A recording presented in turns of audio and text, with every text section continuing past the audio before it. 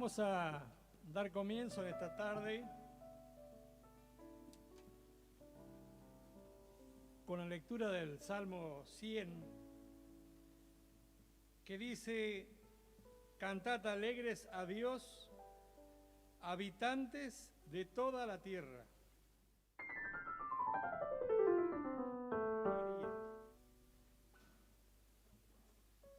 Es algo que, mientras que lo estaba leyendo, me hizo pensar, cuando servimos a alguien, cuando hacemos algo por alguien, ¿cómo lo hacemos? Sigue: venid ante su presencia con regocijo, reconoced que Jehová es Dios, Él nos hizo y no nosotros a nosotros mismos. Pueblo suyo somos y ovejas de su prado. Entrad por sus puertas con acción de gracias, por sus atrios con alabanza. Alabadle, bendecid su nombre, porque Jehová es bueno, para siempre es su misericordia, y su verdad por todas las generaciones. Amén. Oramos. Bendito Dios y Padre que estás en el cielo, gracias porque una vez más podemos estar en este lugar, podemos juntos estar en tu presencia. Oh Padre, queremos alabarte, bendecirte, regocijarnos juntos. Padre, te pido que tu Espíritu Santo se mueva con toda libertad en medio nuestro. Señor, gracias por empezar esta semana, este día bendecido. Señor, queremos alabarte como tú te mereces y te entregamos este culto, esta reunión, para que tu Espíritu se mueva libremente entre medio de nosotros. Amén.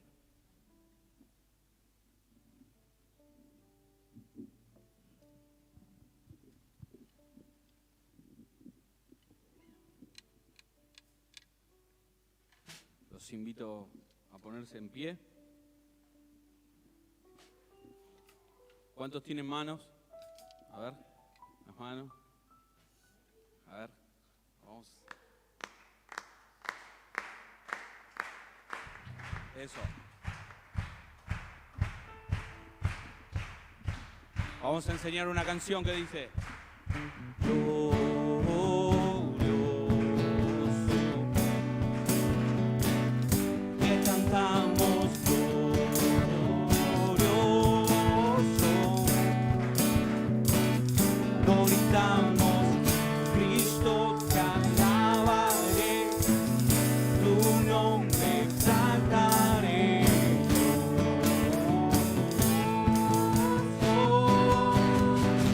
nadie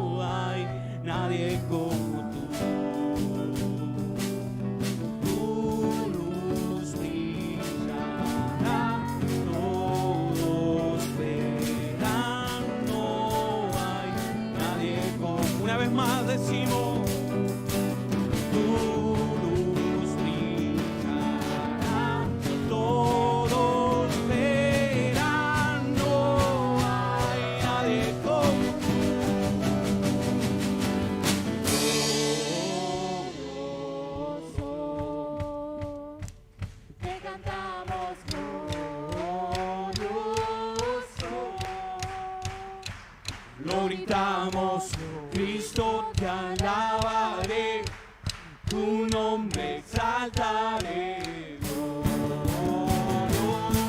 Glorioso, nadie como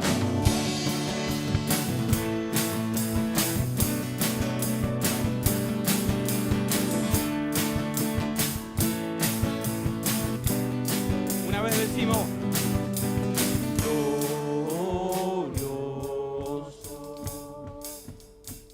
te cantamos glorioso, lo gritamos, Cristo te alabaré, tu nombre exaltaré, glorioso, nadie como tú.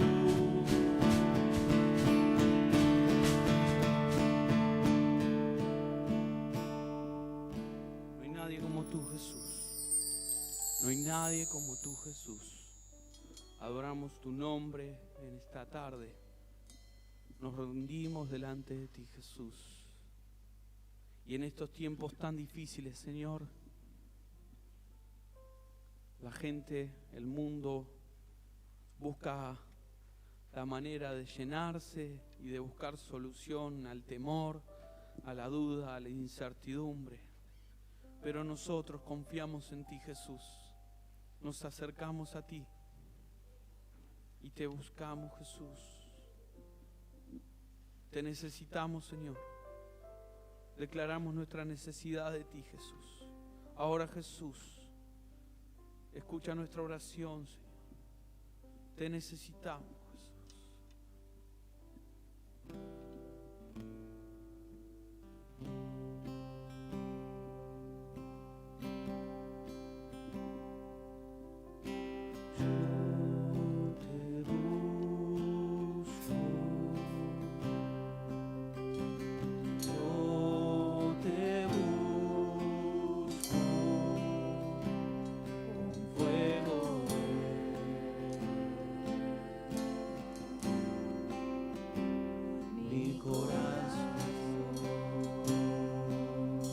Te busco,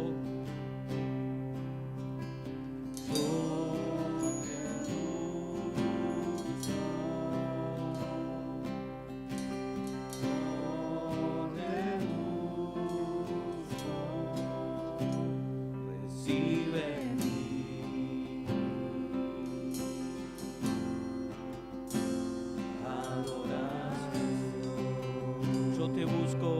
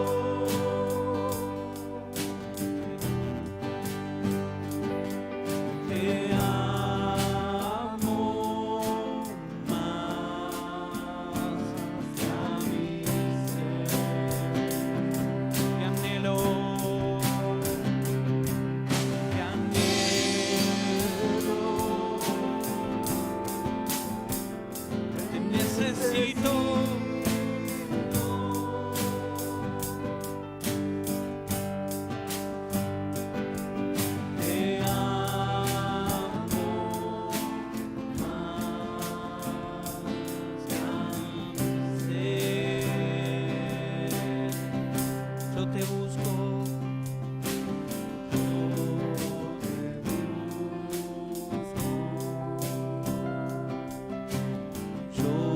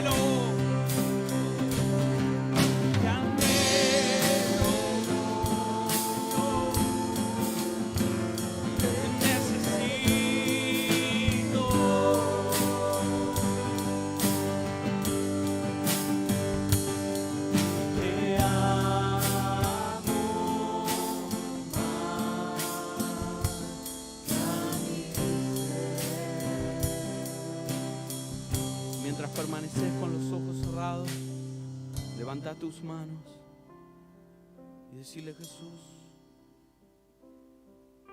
estoy al encuentro contigo, Jesús. Te necesito. Adorale. Abre tu corazón delante de Él.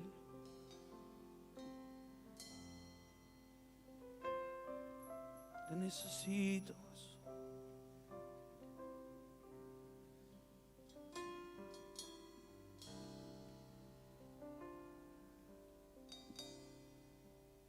Te necesito. Te necesito.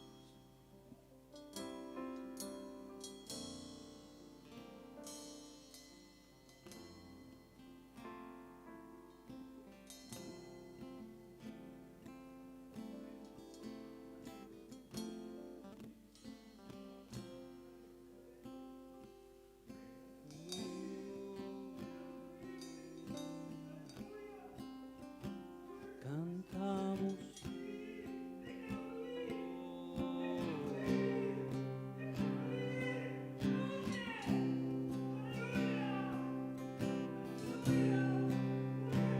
Cantamos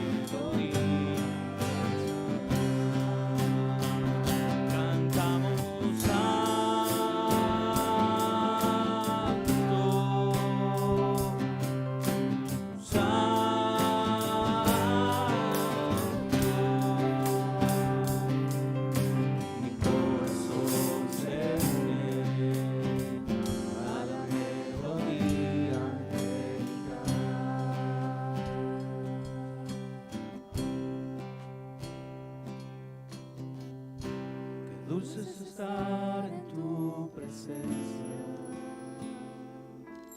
contemplando la hermosura de tu majestad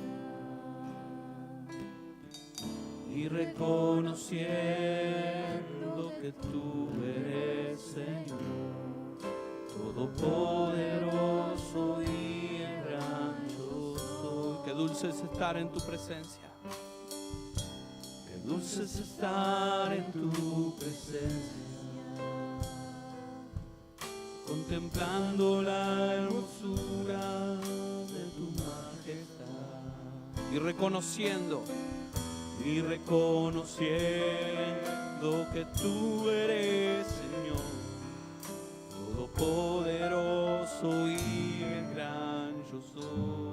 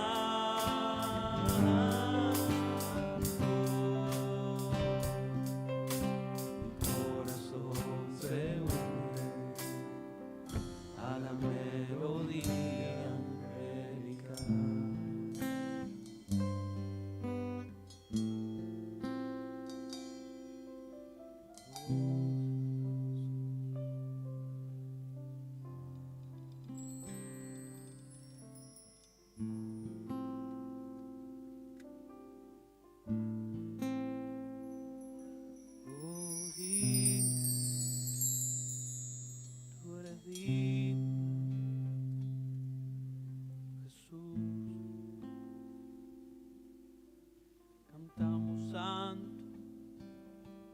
3 veces santo, el único digno.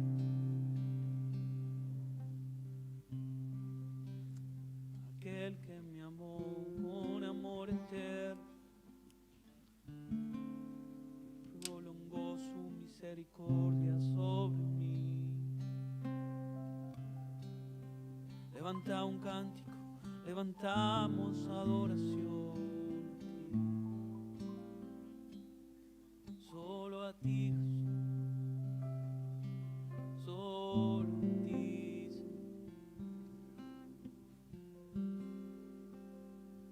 Abba Padre,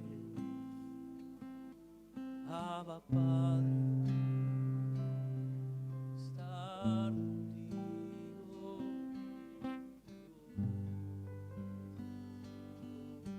Espíritu de Dios, Espíritu de Dios, oh, sopla aquí, sopla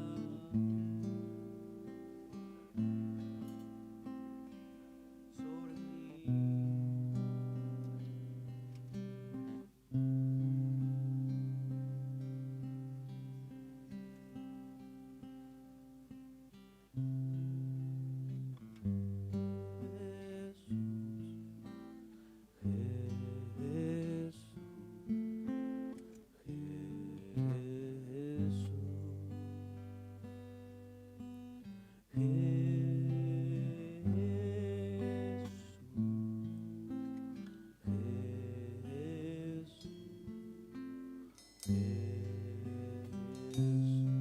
Nombre sobre todo nombre.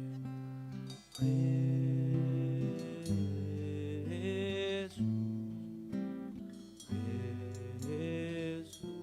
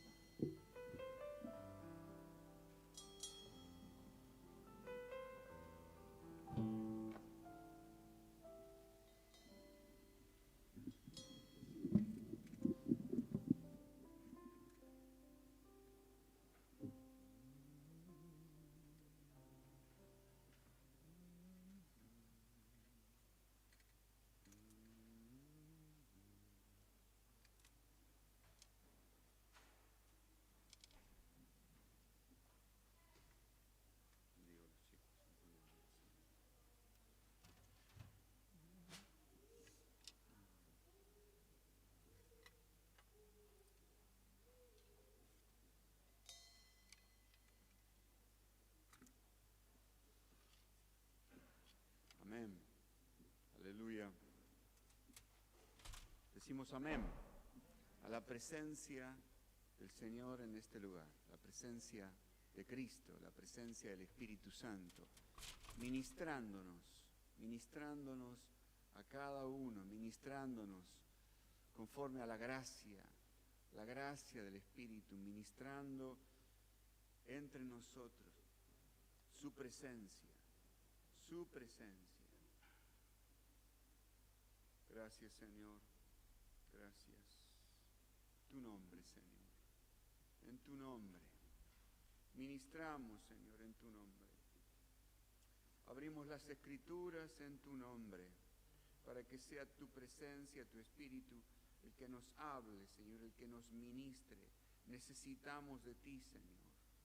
Y libere, Señor, nuestra mente de preocupaciones, Señor, el asiento de tantas discusiones. Señor, ahora nuestras mentes sean liberadas de toda preocupación, de todo temor, de toda duda, de toda incertidumbre. En el nombre de Jesucristo, nuestras mentes sean abiertas ahora para un entendimiento espiritual.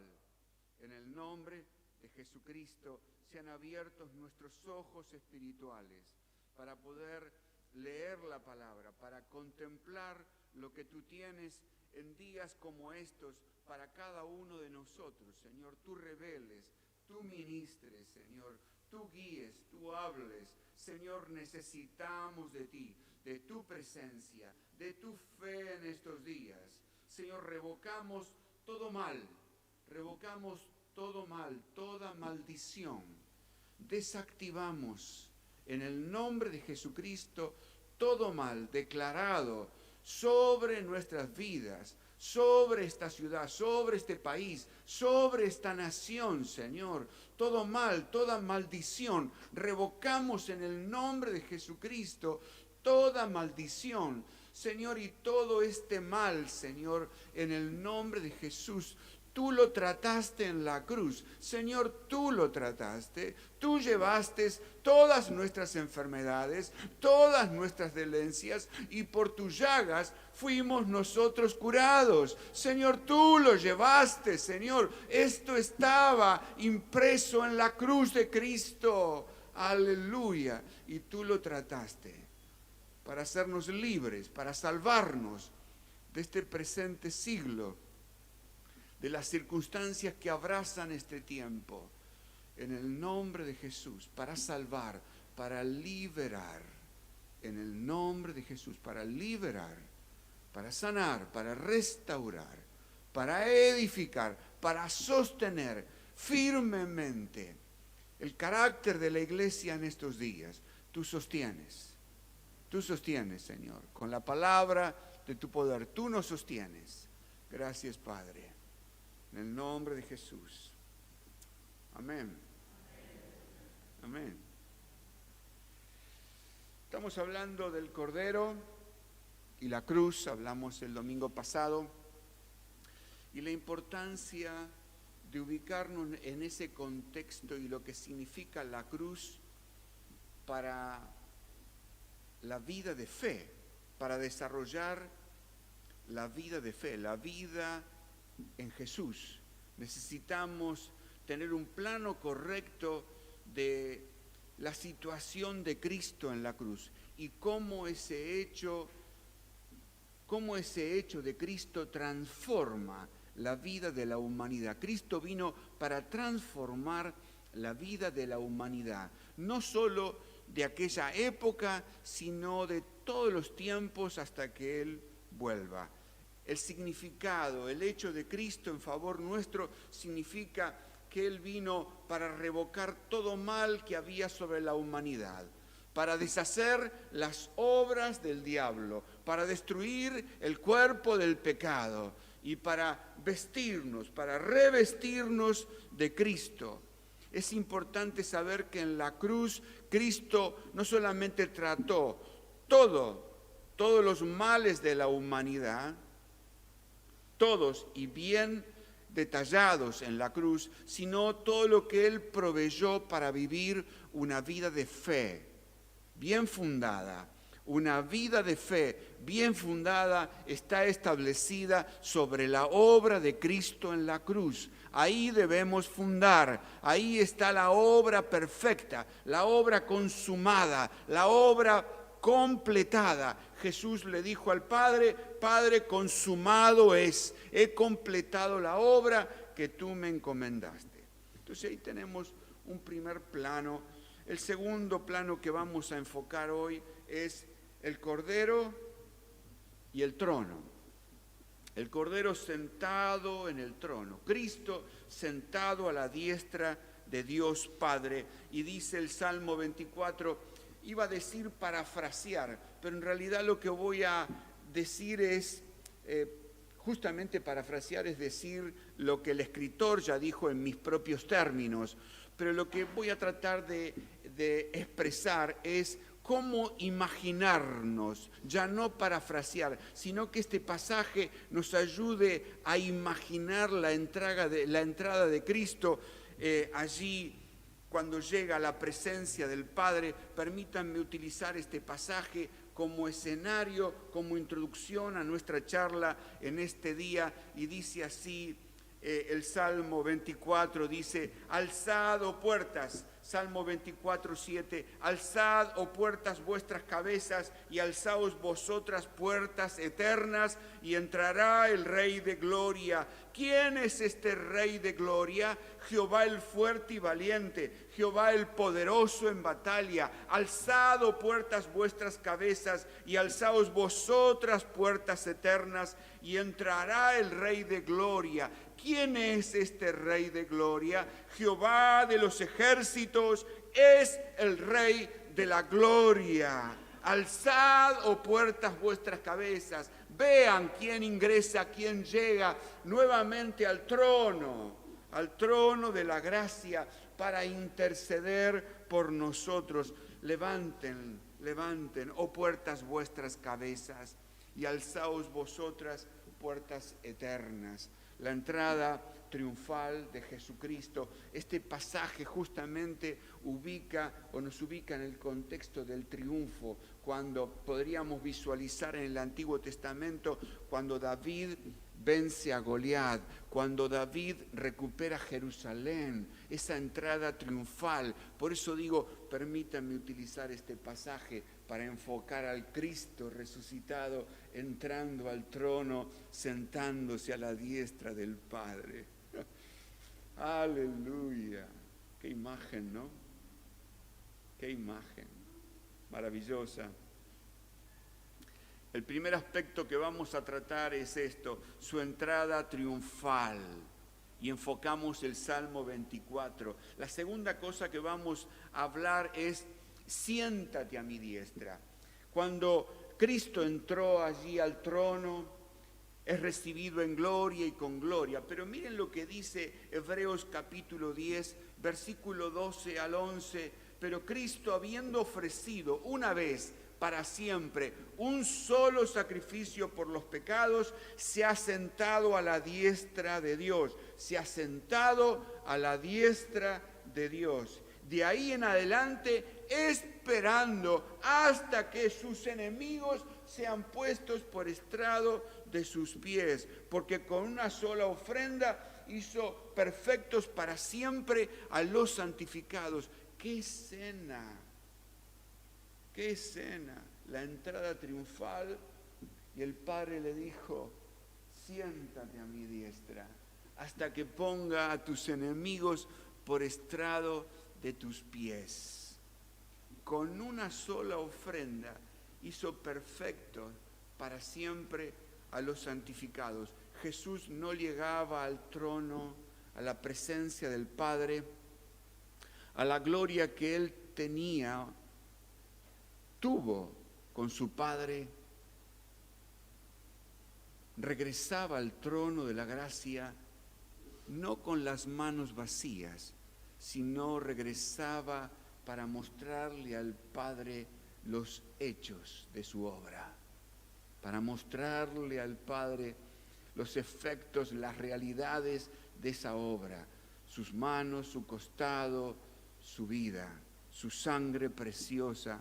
Él entró a la presencia del Padre como entraba el sumo sacerdote una vez al año, el día de la expiación, no sin la sangre del Cordero, y allí derramar el incienso sobre el carbón, y al elevarse ese humo que uno diría para ocultar, para cubrir esa escena, porque allí estaba el arca del pacto, la presencia de Dios.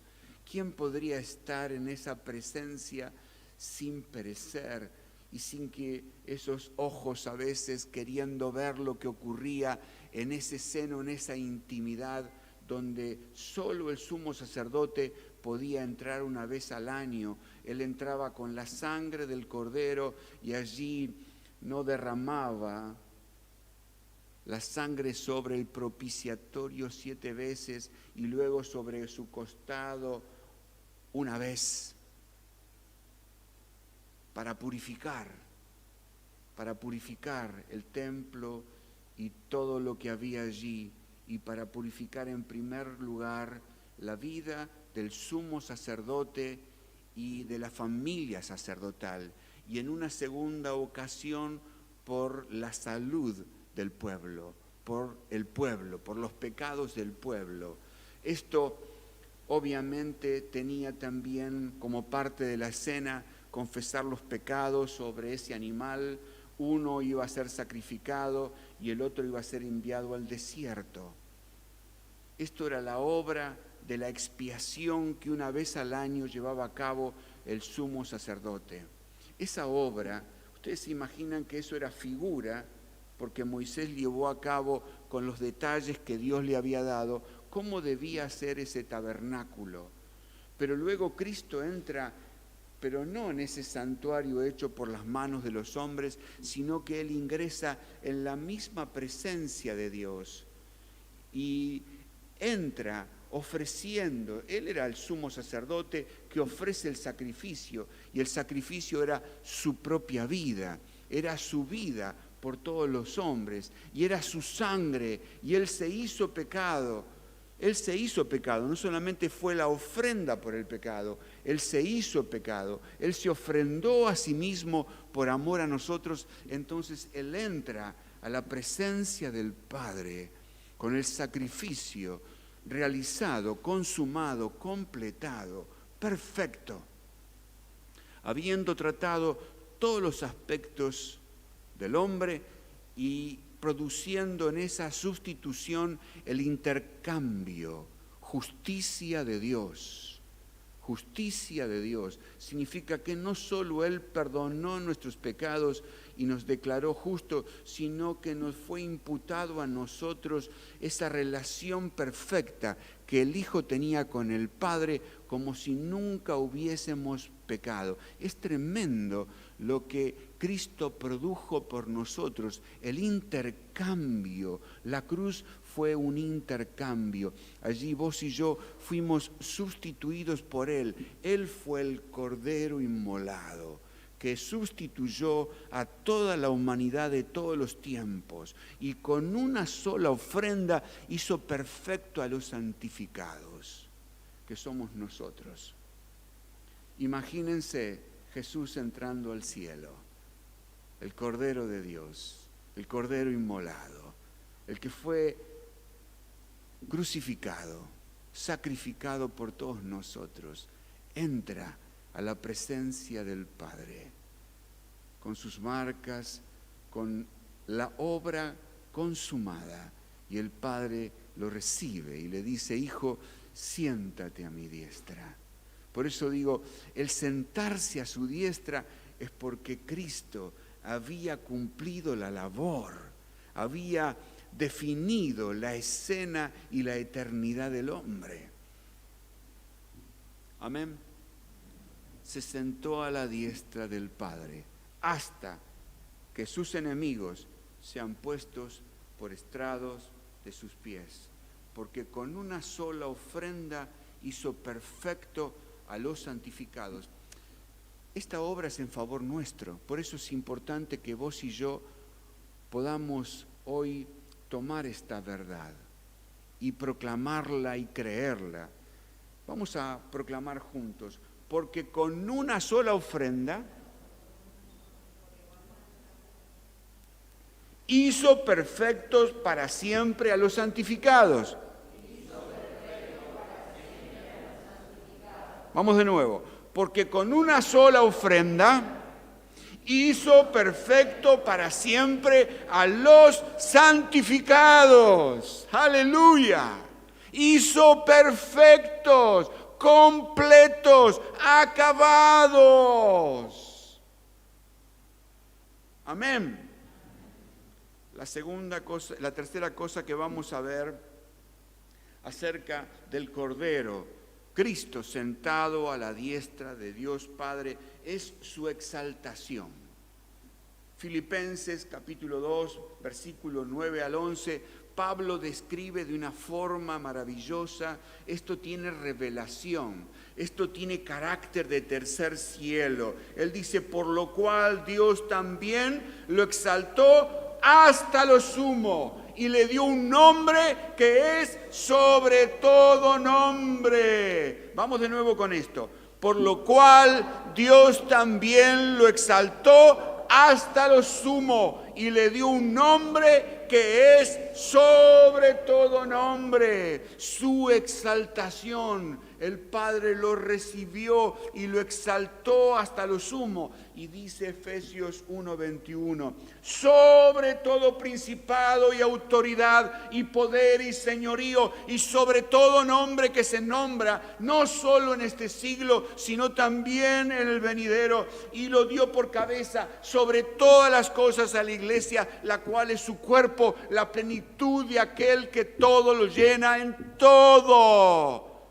Le dio un nombre sobre todo nombre. Digamos de nuevo, le dio un nombre que es sobre todo nombre, sobre todo principado y autoridad, poder y señorío, y sobre todo nombre que se nombra. Y volvemos a Filipenses 2 del 10 al 11. ¿Para qué lo exaltó? ¿Para qué lo exaltó hasta lo sumo? Para que en el nombre de Jesucristo se doble toda rodilla de los que están en los cielos, en la tierra y debajo de la tierra, y toda lengua confiese que Jesucristo es el Señor, para gloria de Dios Padre. Aleluya. El Padre lo exaltó hasta lo sumo, le dio un nombre que es sobre todo nombre, para que en el nombre de Jesucristo se doble toda rodilla de los que están en los cielos, en la tierra y debajo de la tierra, y toda lengua confiese que Jesucristo es el Señor, para gloria de Dios Padre. Aleluya. Gloria al Señor. Cuarto, la exhibición pública. Exhibición pública. Vamos a Colosenses capítulo 2, versículos 13 al 15. Y el apóstol Pablo dice así: a vosotros estando muertos en pecado. Seguimos en el 14, anulando el acta de los decretos que había contra nosotros, que nos era contraria, quitándola del medio y clavándola en la cruz, y despojando a los principados y a las potestades, vamos juntos, los exhibió públicamente, triunfando sobre ellos. Amén. Fue una exhibición. ¿Quién podría decir esto, no? Cuando nosotros aquí hablamos de exhibición, hablamos de deporte. Y entonces vemos dos ilustres deportistas en una exhibición donde no se juega un partido, donde no hay una competencia, una puja por ganar, sino simplemente una exhibición, mostrar, ¿no? Y de esa forma el público se agrada en ver a esos dos grandes jugadores. No hay nada en disputa en una exhibición, aunque finalmente se juegue el partido, pero no suma puntos para la ATP, diría yo, la Asociación del Tenis Argentino. Es decir, no suma puntos. Pero aquí, vaya si sumó. Fue una exhibición. Y no fue para entretener al público. porque el público no lo vio esto. La humanidad de aquel tiempo no lo vio. Esto es lo que ocurrió en el plano espiritual. Fue una exhibición. Los ángeles vieron una batalla donde el Cordero venció al diablo. No escuché el amén. Donde el Cordero inmolado. Creyeron que lo habían derrotado, habían terminado con el heredero, pero al tercer día, luego de descender al Hades y predicarles a los que estaban allí esperando al Mesías, se levantó libre de los dolores de la muerte, resucitó.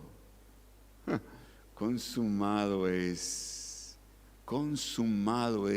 permítanme decir, resucitó y consumado es. Aleluya. Sin resurrección no hay fe. Entonces, fue una exhibición. Quinto, vamos a su rol sacerdotal. Cristo sentado a la diestra de Dios el Padre. Y allí vamos a enfocar dos pasajes, Hebreos 2:14 y 2:17. Y vamos a ver cómo Él se identificó. Él se sentó a la diestra de Dios Padre, pero previamente Él padeció, Él sufrió el hecho de identificarse con los hombres, que Dios había creado a su imagen y semejanza. Él se identificó, dice así Hebreos 2:14, así que por cuanto los hijos participaron de carne y de sangre, Él también participó de lo mismo para destruir por medio de la muerte al que tenía el imperio de la muerte, esto es, al diablo. Por cuanto los hijos participaron de carne y de sangre, Él también participó de lo mismo. Para propósito, objetivo, destruir,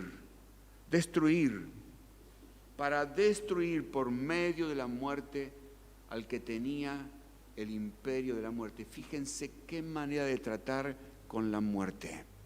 ¿Qué muerte? La muerte espiritual, también la muerte física. Dos cosas tuvo que tratar Jesús allí.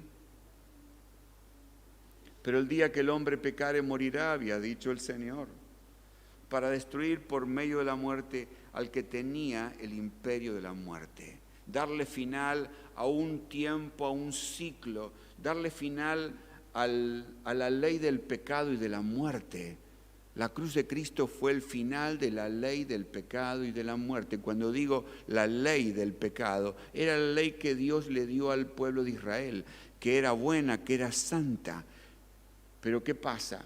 El hombre débil, por su humanidad adámica caída, no podía resolver lo que la ley decía, no podía cumplir. Por lo tanto, en su fragilidad, al no cumplir la ley lo condenaba. Por eso Pablo dice, la ley del pecado y de la muerte. Qué tremendo. Cristo tuvo que tratar y destruir. Hebreos 2:17 dice, por lo cual debía ser en todo semejante a sus hermanos, para venir a ser misericordioso y fiel sumo sacerdote. Aquí nos vamos introduciendo en el rol de Jesús. ¿Qué hace Jesús en este momento sentado a la diestra de Dios el Padre? Y aquí el autor a la carta a los Hebreos dice, para venir a ser misericordioso. Fíjense, misericordioso. Este es un punto clave para el sacerdocio santo. Misericordia. Hay que tener un corazón compasivo para cumplir este rol, y vaya si Jesús lo tuvo. Él tuvo compasión. Dice que Él veía a las personas como ovejas sin pastor y sentía compasión, un vivo deseo de salvarles. Por eso Él es sumo sacerdote, porque Él vivió entre nosotros, padeció, sufrió la vergüenza, el rechazo, la humillación, la muerte, la cruz, la sepultura. Él sufrió. Por eso Él comprende. El que no padeció no comprende al que padece. ¿No es cierto? El que no sufrió, el que no sufre de dolores de cabeza, no sabe lo que sufre, lo que padece alguien que los tiene.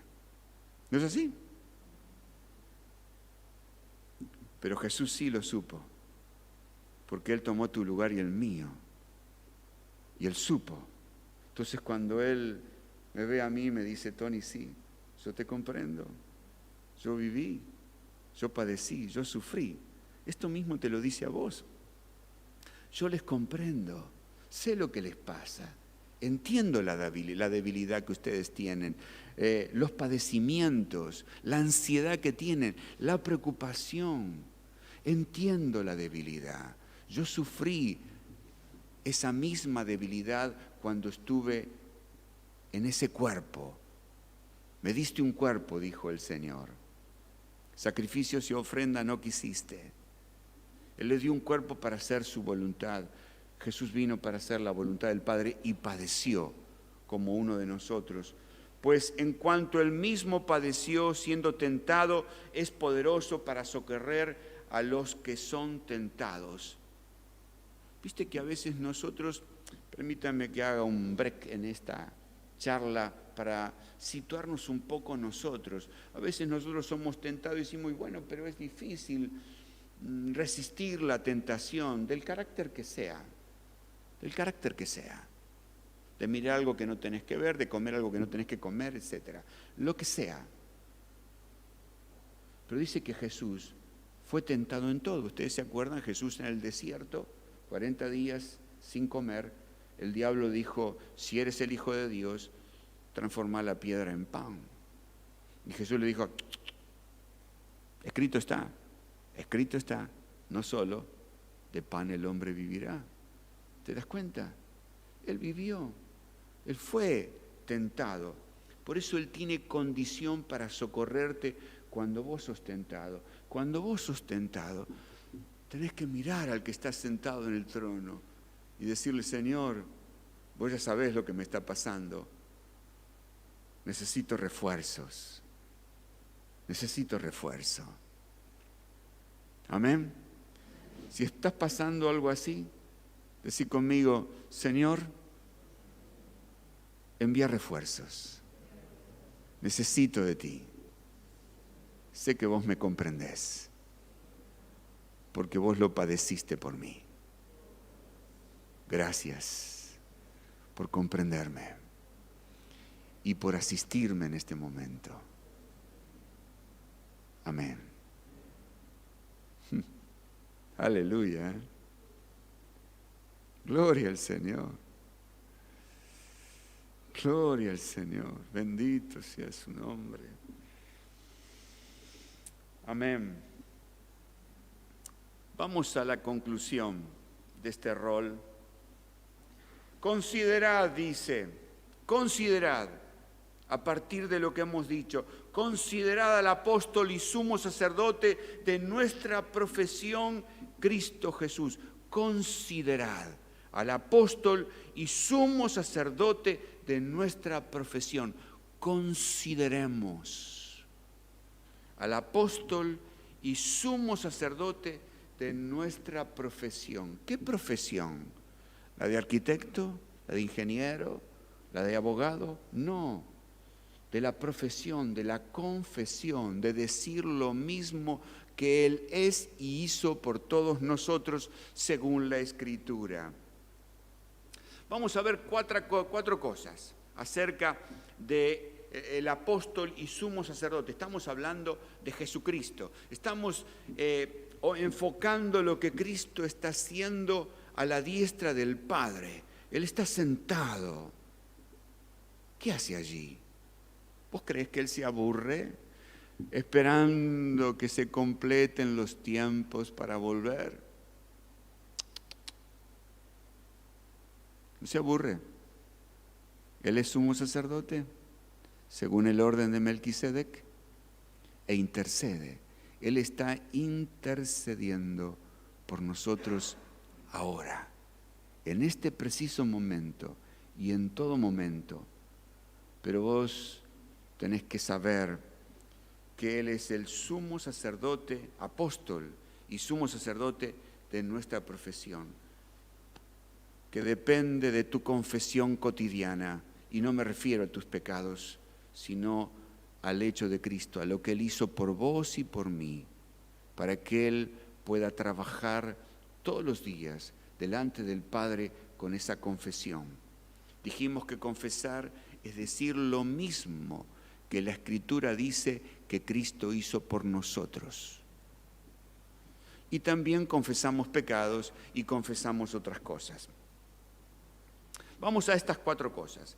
Cristo en los días de su carne ofreciendo ruegos y súplicas. Y 4 cosas aquí vemos en el carácter del apóstol y sumo sacerdote. Primero, dice que fue oído a causa de su temor reverente. Temor.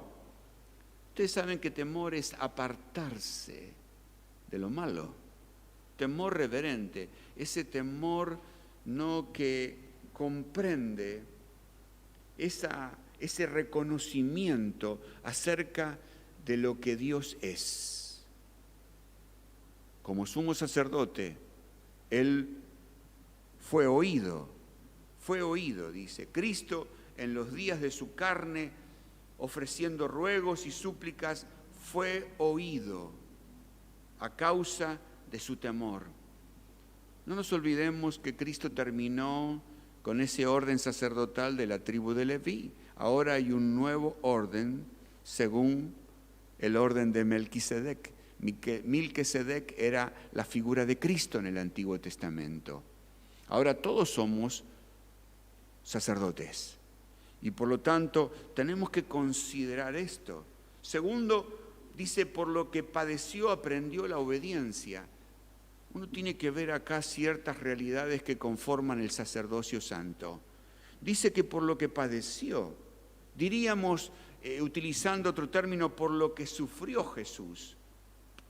Por lo que sufrió, aprendió la obediencia. El sufrimiento tiene implícito un aprendizaje. Ese aprendizaje significa bajo oír, bajo el sufrimiento, oír lo que el Señor está queriendo realizar con nosotros. Tercero, vino a ser autor de eterna salvación. Eterna salvación, vino para liberarnos. Autor es justamente aquello que es la causa de algo.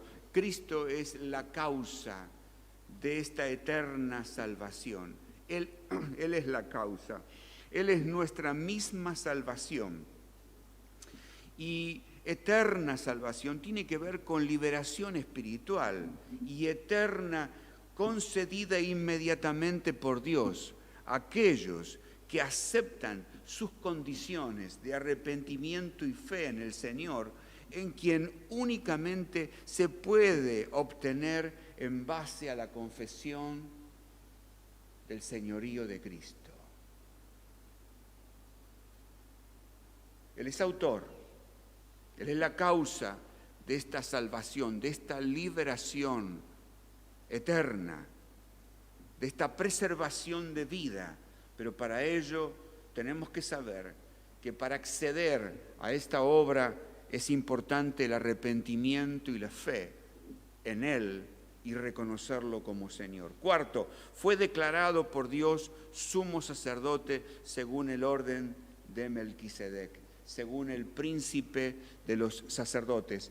4 cosas que caracterizaron a Jesús. Como vemos, no es un título que el Padre le dio porque quiso galardonarlo porque era su hijo, sino que Él lo recibió al Hijo luego de que completó esa obra de la cruz, perfectamente perfecta y completamente completa. Cristo está sentado a la diestra de Dios Padre, habiendo trabajado cada renglón de la humanidad. Sexto, en su rol sacerdotal vamos a ver que Él es garante de un mejor pacto, garante de un mejor pacto. ¿Qué quiere decir garante? Garante es alguien que sale como fiador cuando vos tenés que comprar algo o en los alquileres, que es muy propio, por si luego no pagás vos el alquiler o la cuota de tal préstamo, el garante es el que paga. Es decir, responde con sus bienes. Y vaya si Jesús es garante de todos nosotros, porque Él pagó un costo, lo garantizó con su vida. Esta salvación eterna está garantizada por Cristo. Fíjense lo que dice Hebreos 7, del 21 al 28, no lo vamos a leer, pero aquí vamos a ver, en los próximos 2 pasajes que vamos a leer, 2 cosas que caracterizan el rol sacerdotal de Jesucristo, que como dijimos es garante de un mejor pacto. Y lo vamos a ver en 2 notas, Jesús como fiador y Jesús como mediador. Pocas veces nosotros entendemos cuando oramos de qué se trata este asunto del rol sacerdotal de Jesucristo en la cruz. Creo que esto es de vital importancia para la Iglesia en todos los tiempos, pero fundamentalmente la etapa que estamos cursando. Vos tenés que saber cuál es tu rol, cuál es el rol de Jesucristo, cuál es el rol del Espíritu Santo. Dice que Él intercede por nosotros con gemidos indecibles, pero Jesucristo, el Hijo de Dios, intercede por nosotros, mostrando sus heridas, sus llagas. Fue traspasado. No puede tener el Padre una ofrenda tan clara y visible y perfecta como la de su Hijo. Él es el sumo sacerdote. Él es fiador de un mejor pacto. Él es mediador. 2 palabras claves para nosotros que sintetizan el garante de un mejor pacto, que ya vamos a ver esto. Jesús es fiador. Dice Hebreos, hubo muchos sacerdotes, porque al morir tenían que ser mencionados otros, mas este, dice, fíjense el carácter del fiador, permanece para siempre. Este fiador permanece para siempre. ¿Qué quiere decir? Es un sacerdocio inmutable, no cambia, no cambia, no cambia, permanece para siempre. Segundo, también puede salvar perpetuamente, como no cambia, salva perpetuamente a los que por Él se acercan a Dios. Perpetuamente significa eternamente. Jesús vive, Jesús está sentado a la diestra de Dios Padre para interceder por todos nosotros. Él lleva a cabo un sacerdocio santo, inocente, sin mancha, apartado de los pecadores y hecho más sublime que los cielos. Estamos hablando del que intercede por vos y por mí, el que permanece para siempre y el que tiene capacidad para salvar perpetuamente. Su rol no concluye. Por eso Él es autor de eterna salvación. ¿Te das cuenta de lo que estamos diciendo? Es autor de eterna salvación. Salvar perpetuamente. Él es fiador. Fiador. Le voy a leer la definición, aunque ya la expliqué. El diccionario dice caución, el fiador que responde personalmente por alguno, sea con su vida o con su patrimonio. Jesús responde con su vida, con su patrimonio. Y vamos al segundo pasaje que nos habla del segundo aspecto de este rol sacerdotal. Jesús es mediador de un mejor pacto, no como el pacto que hice con sus padres, dice Dios. Ustedes se acuerdan que el pacto que Dios hizo con el pueblo de Israel allí en el desierto tenía 2 partes. La parte de Dios al establecer la ley y la parte del pueblo en el cumplimiento de la ley. Pero como el pueblo no podía cumplir la ley, el pacto se rompió. Se rompió. Entonces, dice, no como el pacto que hice con sus padres. Ese pacto no tuvo éxito. Y lo estableció, por lo tanto, como Él es mediador, dice que Él lo estableció sobre mejores promesas. Mejores promesas.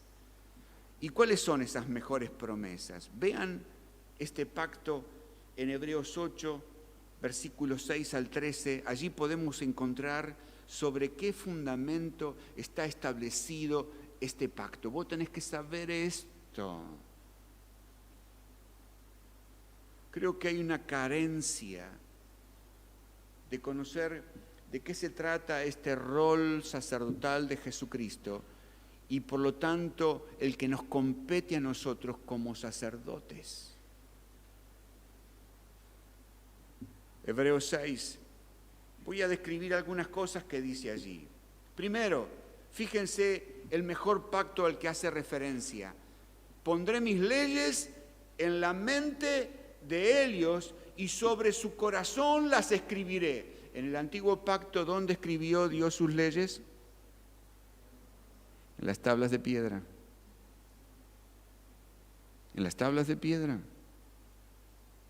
Era algo ajeno a ellos.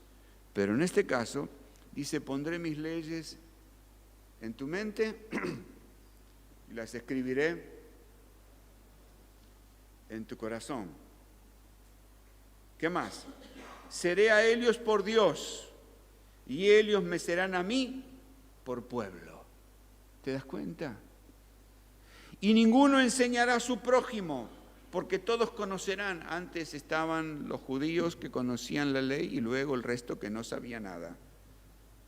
Los judíos ortodoxos eran los que consideraban que ellos conocían y el resto nada. Ahora todos conocerán, no solamente los judíos ortodoxos, los que conocen la ley, sino todos porque Cristo se dio a conocer. Es esa verdad que estaba allí, ese secreto. El designio secreto de Dios es la verdad. Esa verdad era Jesús y esa verdad fue revelada para que ahora todos conozcamos la verdad. Dice, y ninguno enseñará a su prójimo, seré propicio a sus injusticias y nunca más me acordaré de sus pecados y de sus iniquidades. Y nunca más me acordaré de sus pecados y de sus iniquidades. Esto es el mejor pacto. Aquí contiene las promesas que el Señor estableció a partir de la obra de Cristo en la cruz. A partir de esa obra perfecta, Dios estableció este pacto que tiene estas promesas para vos y para mí. ¿Qué es un mediador? Es uno que va entre, dice la palabra griega, mesites. Uno que va entre, uno que media entre dos partes con vistas a conseguir paz. La salvación de los hombres demandaba que un mediador poseyera la naturaleza y atributos de aquel ante quien él actúa y que asimismo participara de la naturaleza de aquellos en favor de los que él actúa. Jesús tenía las dos naturalezas, la naturaleza humana y la naturaleza divina. Por eso es mediador de un mejor pacto. Nadie mejor que él. ¿Amén? ¿Se entendió? Mediador. Él es mediador. Me acuerdo cuando el cardenal Zamoré, en el año 78, enviado por el Papa, vino para mediar entre Argentina y Chile. Había un conflicto por las islas, pero finalmente intervino, medió y hubo paz. El mediador es para reconciliar y eso es lo que hizo Jesús. Jesús es mediador de un mejor pacto y ya hemos entendido de qué se trata este pacto.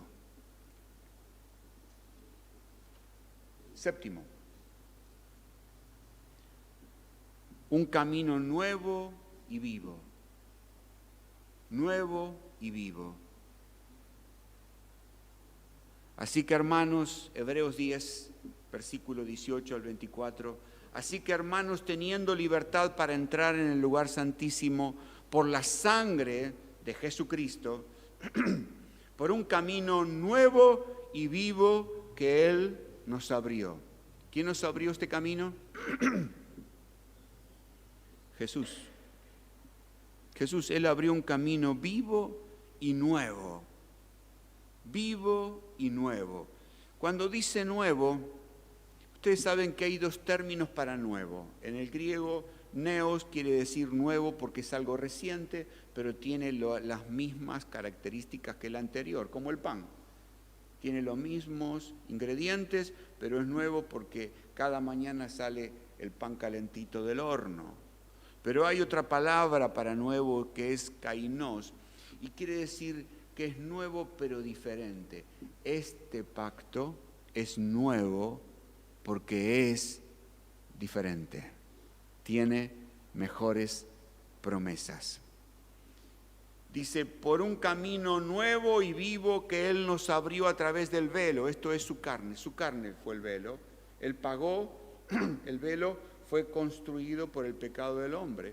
Pero cuando Cristo, su cuerpo, es crucificado, dice que se rasgó el velo. Rasgó el velo de arriba hacia abajo. Velo es aquello que es extendido a causa del pecado del hombre. Jesús dijo, yo soy el camino y la verdad y la vida. Nadie viene al Padre si no es por mí. Él es el camino. Él es el único mediador entre Dios y los hombres. Vieron que Efesios 1:18 dice, a Dios nadie le vio jamás. El unigénito Hijo que está en el seno del Padre, Él le ha dado a conocer. Por medio de su persona conocimos al Padre, conocimos este camino vivo y nuevo. Su humanidad, su crucifixión rasgó el velo de arriba hacia abajo. En la cruz Jesús revela el amor del Padre. Ahora vamos a concluir. Hablamos de el sumo sacerdote según el orden de Melquisedec. Concluimos diciendo que Él es fiador y mediador de un mejor pacto, y hemos proclamado o declarado de qué se trata esa promesa, dónde está fundado ese pacto. Pero ahora tenemos que saber cuál es tu parte y mía. Por eso digo que estas notas de Hebreos es importante para todos nosotros. Vamos a la parte que nos corresponde a nosotros como sacerdotes. ¿Qué debemos hacer?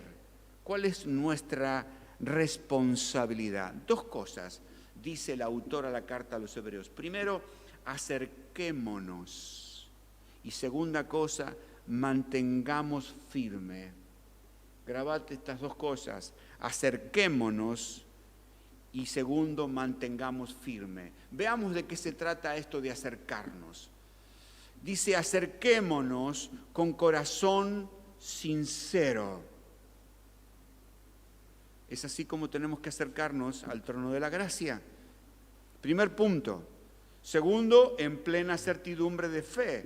Tercero, purificados los corazones de mala conciencia. Cuarto, lavados los cuerpos con agua pura. 4 cosas, 4 características que deben estar en el sacerdocio santo cuando te acercas a la presencia de Dios. Corazón sincero. Cuando habla de sinceridad, habla de pureza, sin engaño, sin levadura, sin fingimiento. Es alguien que habla, por decirlo en términos bien sencillos, que dice lo que piensa. Vieron que a veces nosotros cuando vamos a la presencia de Dios intentamos buscar las palabras más rebuscadas y santas que encontramos en... ¿No? Y el Señor nos mira de arriba y dice, dale, tranquilo, yo ya sé lo que pasa ahí abajo. Por eso, acerquémonos con corazón sincero, no elaboremos nada. No justifiques nada. No le pongas un monito a ningún paquete. Corazón sincero, abrí el corazón y sí, Señor, acá estoy. Y decí lo que estás pensando, lo que estás viviendo con sencillez, lo que venís a decirle. Me gusta lo que dice el Proverbios 4, dice, sobre toda cosa guardada, guarda tu corazón porque de él mana la vida. Qué importante que guardes tu corazón. Guárdalo. Corazón sincero, el primer aspecto, pureza, sin engaño, sin levadura. Segundo, en plena certidumbre de fe. ¿Qué certidumbre? Es la plataforma donde hay que asentar la fe. Esto tiene que ver con pleno entendimiento, seguridad, confianza, en pleno llevar. Es el carácter de la fe. Certidumbre en el griego es upostasis y quiere decir algo que toma sitio abajo. Es la plataforma sobre donde vos tenés que fundar. Plena certidumbre de fe. Cuando vos vas a la presencia de Dios, cuando vos te acercás para interceder como sacerdote, tenés que ir con plena certidumbre de fe. Esa plataforma es la verdad, la palabra de Dios. La fe siempre tiene que enfocar, tiene que tener esa plataforma. Tercero, purificados los corazones de mala conciencia. La conciencia nos habla, el raciocinio. Sabemos, ¿no? La conciencia advierte lo que hacemos y lo que no hacemos. Pero dice, purificados los corazones de mala conciencia. Como verán, es tan importante el corazón sacerdotal. Como este pasaje dice, tenemos que acercarnos con un corazón con estas características, sincero, plena certidumbre y corazones purificados, rociados, que es lo que describía al comienzo. El sumo sacerdote cuando entraba al lugar santísimo rociaba la tapa del arca del pacto propiciatorio y allí cuando rociaba estaba purificando. Esa labor, tu corazón tiene que estar purificado de mala conciencia. Amén. Eso lo resuelve la sangre de Cristo que fue derramada por nosotros en la cruz. Cuarto, lavado los cuerpos con agua pura. En aquella época era costumbre lavarse los cuerpos si tocaban algo inmundo que los hacía impuros. Era una costumbre. Pero cuando aquí dice lavado los cuerpos con agua pura, nosotros ya no tenemos esas costumbres, sino que se refiere al lavamiento por la palabra, ¿no? La palabra, agua pura, la palabra que vaya limpiando. Cuando vas a entrar al trono de la gracia, que haya justamente esta pureza, que vos seas limpiado, limpio. ¿Con qué limpiará? ¿Con qué va a transitar? ¿De qué forma vamos a transitar la vida si no es siguiendo lo que la palabra del Señor nos dice? Y la palabra es agua purificadora que nos limpia. Vamos al segundo aspecto, que es mantenernos firme. Mantengamos firme. Todo esto está en el pasaje de Hebreos 10, 18 al 24. Mantengamos firme sin fluctuar la profesión de nuestra esperanza, porque fiel es el que lo prometió. Sin fluctuar, permanezcamos sin fluctuar.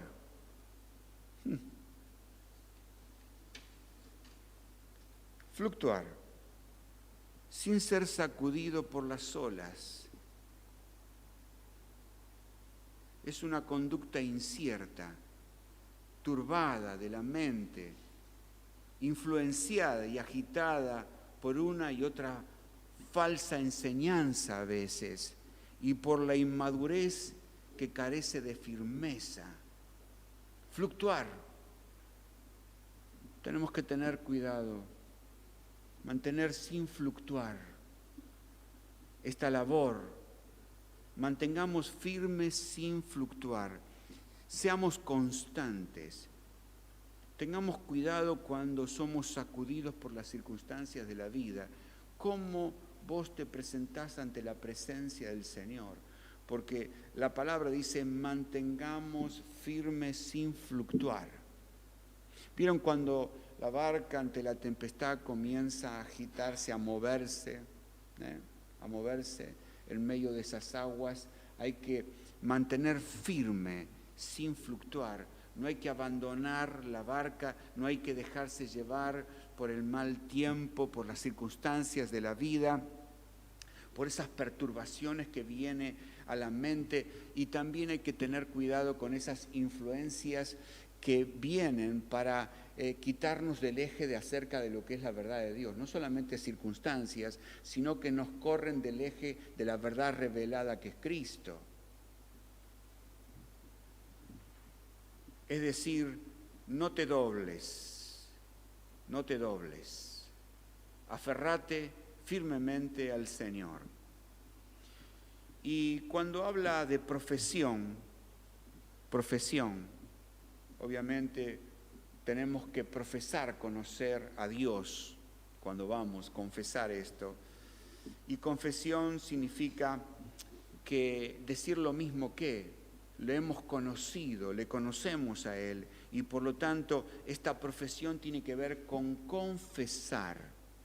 Es una confesión, este rol sacerdotal es confesar constantemente lo que Cristo hizo por nosotros en la cruz. Sugiero que nos ubiquemos en ese contexto para interceder. No hay otro cimiento para trabajar como sacerdotes. Hay que fundar sobre el hecho de Cristo. No te dobles, no te aferres, es decir, no te dejes llevar por las circunstancias, ni por opiniones, ni cosas que desacrediten tu rol.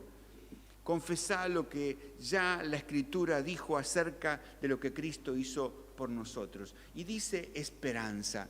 Miren qué interesante es esto de esperanza. Cuando hablamos de esperanza, hablamos de permanecer. Hay un pasaje que dice que es Cristo en vosotros la esperanza de gloria. Él es nuestra esperanza, por cierto. Pero miren, cuando hablamos de esperanza, ¿cuál debe ser nuestra situación? Permanecer de lugar, de tiempo, no te muevas. Tu lugar es en Cristo. Y en el tiempo, y con las cualidades que caracterizan a una persona que está en Cristo. Continuar en Él, continuar a través del tiempo, quedarte al lado de Él, permanecer llevar a través de un fin, acabar totalmente, permanecer despiertos, estables, seguros hasta el fin. Esperanza significa permanecer.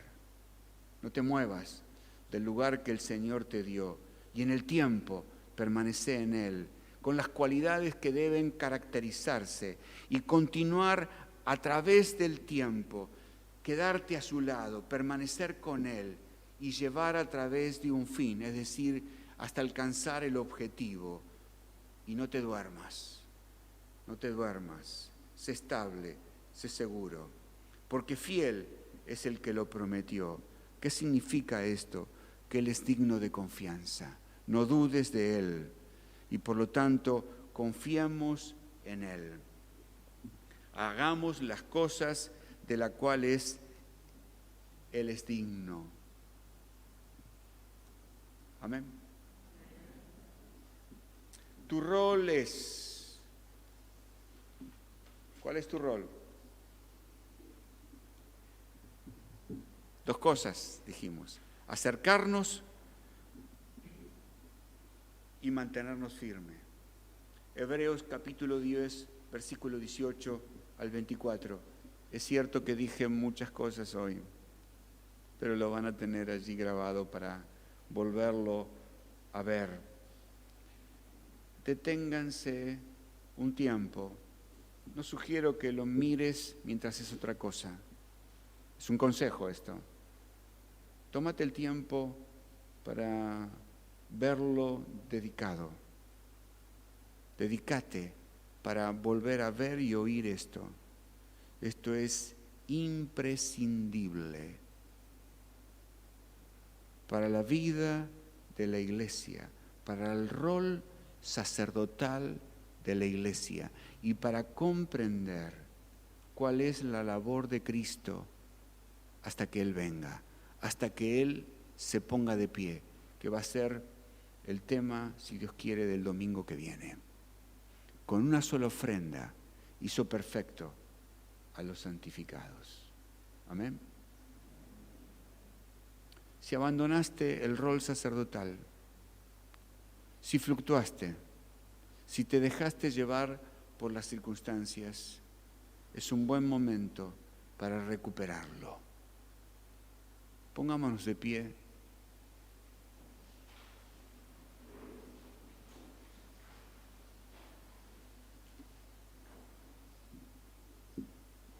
¿Cuántos sacerdotes hay aquí?